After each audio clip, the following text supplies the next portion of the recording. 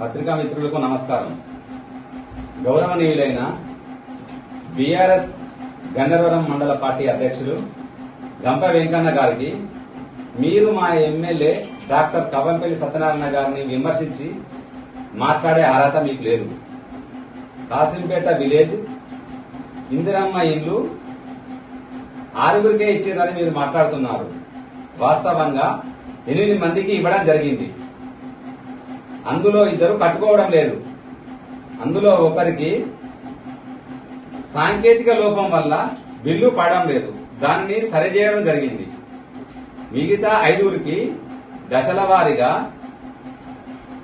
బిల్లులు పడుతున్నాయి. గత బీఆర్ఎస్ ప్రభుత్వము డబుల్ బెడ్రూమ్ ఇండ్లు మన ఊరికి ఎన్ని ఇచ్చిండ్రు, మండలానికి ఎన్ని ఇచ్చిండ్రు, అది మీరు ఆత్మ విమర్శన చేసుకోవాల్సిందిగా కోరుతున్నాము. ఇప్పుడు మా కాంగ్రెస్ ప్రభుత్వము ఉచితంగా మహిళలకు బస్సు సౌకర్యము మరియు 500 రూపాయలకు సిలిండరు, 200 యూనిట్ల వరకు విద్యుత్ ఫ్రీ ఇవ్వడం జరుగుతుంది. ఇందిరమ్మ ఇండ్లకు 5 లక్షల రూపాయలు నగదు 4 విడతల్లో ఇస్తుంది. అడిగిన వారికి లేదనకుండా అందరికీ అందుబాటులో సీఎం రిలీఫ్ ఫండ్, ఎల్ఓసి మరియు కళ్యాణ లక్ష్మి చెక్కులు, రేషన్ కార్డులు, సన్న బియ్యం ఇస్తున్నాము. బీఆర్ఎస్ ప్రభుత్వము 10 సంవత్సరాల కాలంలో దళిత బంధు ఎంత మందికి ఇచ్చిండ్రు, బీసీ బంధు ఎంత మందికి ఇచ్చిండ్రు అని ఎంతమందికి ఇచ్చిండ్రు అది మీరు ఆత్మవిమర్శన చేసుకోవాలి.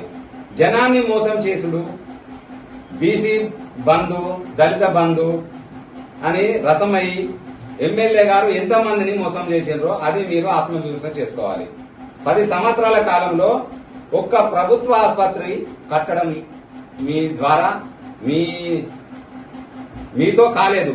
ఇప్పుడు మా కాంగ్రెస్ ప్రభుత్వము డాక్టర్ కవంపల్లి సత్యనారాయణ గారు మండలానికి ఒక ఆసుపత్రి 1,40 లక్షల రూపాయలతో నిర్మించడం జరుగుతుంది. ఇప్పుడు మన గ్రామానికి 1 కోటి రూపాయల నిధులు శాంక్షన్ చేశారు. తెలుసుకొని మసలుకోవాలని అందరినీ విమర్శించడం సరికాదని తెలియజేస్తూ ముగిస్తున్నాను.